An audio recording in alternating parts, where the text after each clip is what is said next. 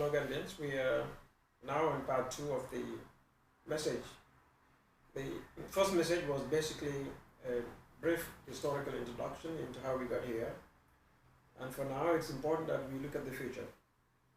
2016 is a very important year. This is the year that is going to determine whether our nation will continue with the forces of continuity and consolidation, or whether we are going with forces of change and progress. This year, it is very vital that all politicians in our country, all public officials, take a public stand. A stand that is going to define our history. The history of a people who have been victimized for 2 decades, a people who lost their liberty, economy pillaged, the people who were deprogrammed to believe that they are not able to deliver. That is why 2016 is very fundamental. If we look at every sector of our economy, we see nothing but pessimism. We see nothing but darkness. But that is not the Gambia we intend to build. And that is not the Gambia that we have. The Gambia that we have is one that will change. It is going to change by us, by you the people. Because you will not allow this to continue any further. You will put an end to this merry-go-round syndrome. You will put an end to dehumanization of your people.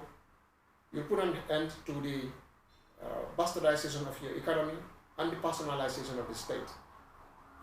2016 is decisive. It is decisive in that the opposition politicians must make a choice. And this choice they must make in the interest of our people if they care about us.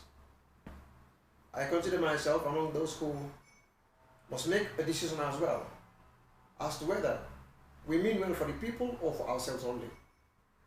Public service is the most honorable thing, the most significant and the most rewarding endeavor in any nation, in any public activity. And that is the motivation that encouraged me into public service. However, the language is very clear and the message from our people is very clear that we must come together. We must shed off our individual and personal differences.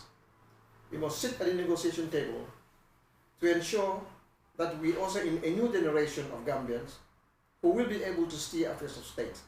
That we have the responsibility and the obligation to set a very strong foundation for the future of our nation. And that we who claim to be leaders must come together united with one candidate, one program, one strategy to change our nation and put it on a sustainable path, economically, socially, and politically. That is why I'm going to make a special appeal to my colleagues in the opposition that my doors are open, our doors as CMT open, that our future as political parties and as leaders are intertwined, that none of us single-handedly can successfully master this challenge, that our destinies are tied up together, and we must come together as leaders and reason together, plan together, and act together so that we will succeed in 2016. There are many challenges, we know some of them. The electoral system is heavily skewed in favor of the incumbent. We have resource constraints. We have very bad laws that are instituted to perpetually install a dictator in power. Laws that are meant to get us off ground, and laws that will not be found in any democratic, in any civilized society. All these are challenges that are there. But we must not fold our hands and believe that these constraints are insurmountable. There is nothing that can stand on the path of a determined people. Bad laws, guns, oppression, torture, prisons, bad judges, all these things cannot stand when we are united and we are willing to redeem our nation. I am not discouraged by these bad laws that are exclusionary, that are discriminatory, and that are set to make sure only APRC will continue to run our country as long as they are alive. These are not points to discourage us. This is supposed to give us new resolve, a new determination. We must surmount this mountain, this obstacle. For without surmounting this mountain, these obstacles, we will not be able to get to that green valley that we intend to set up for ourselves and for history, for posterity. And that is why I'm calling on my colleagues. Let us all come together. Let us come to the negotiating table. We are willing not to put up a candidate in order to minimize the puzzle for it, in order to minimize the tussle for it, in order to reduce the number of aspirations that party leaders may have for leadership.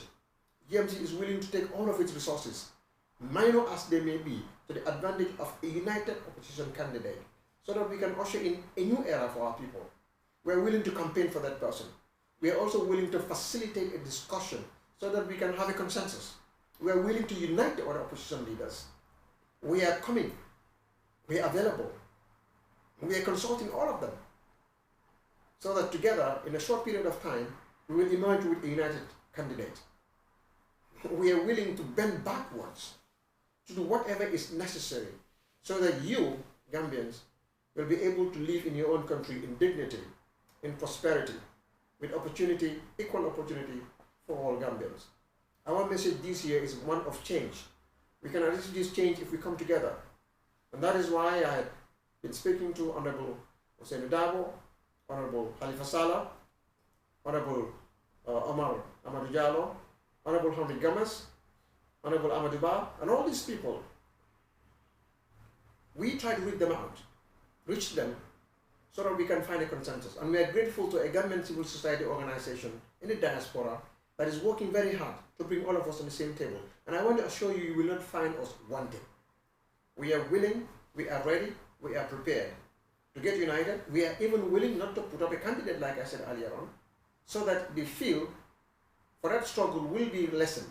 We are willing to take up every resource we have, human, material, financial, economic, all of them, to put it on the table at the disposal of an opposition candidate. Whether you want to go for a party leg, whether you want to go for a primary leg, we're willing to discuss these things. And we're willing to help us reach a consensus that will be beneficial for all of us, for our country, and for our future. We believe we can achieve that, even though every day President Jammeh puts a stumbling block on our way together with the IUC. They want us to boycott. They don't want us to be in the field. They want us to find excuses and reasons to get away from the political space. We're not going to do that. And I know a lot of you have reservations about going for elections. I have those reservations too. But what is our option? We are political parties. Our roots political power is legitimately only through the ballot box. We don't believe in anything else.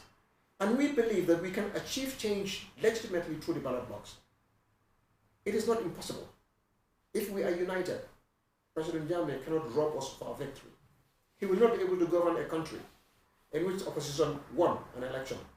And I'm sending a message to him that we are going to be peaceful, we are going to be orderly, we are going to be law-abiding. But this election is going to be unlike any other election. You are not going to be sworn in if you think you can cheat your way out. It's not going to be possible. You must kill all of us. I'm using that language, unfortunately, because President Jammeh ought to understand that 2016 is historic, it is decisive, it is the determinant. We are willing and we are ready. We are not going to give up our country. He must put himself on a sustainable path of democracy. And that is the only way that will save himself and save our country. Our people will come together, we will be united, we will put up one candidate, hook, line or sinker, by hook or crook, we will get a candidate, legitimately sure. And I would like to say that this language is one that is imposed upon me due to circumstances. But we must be very emphatic and clear that 2016 is the be it all.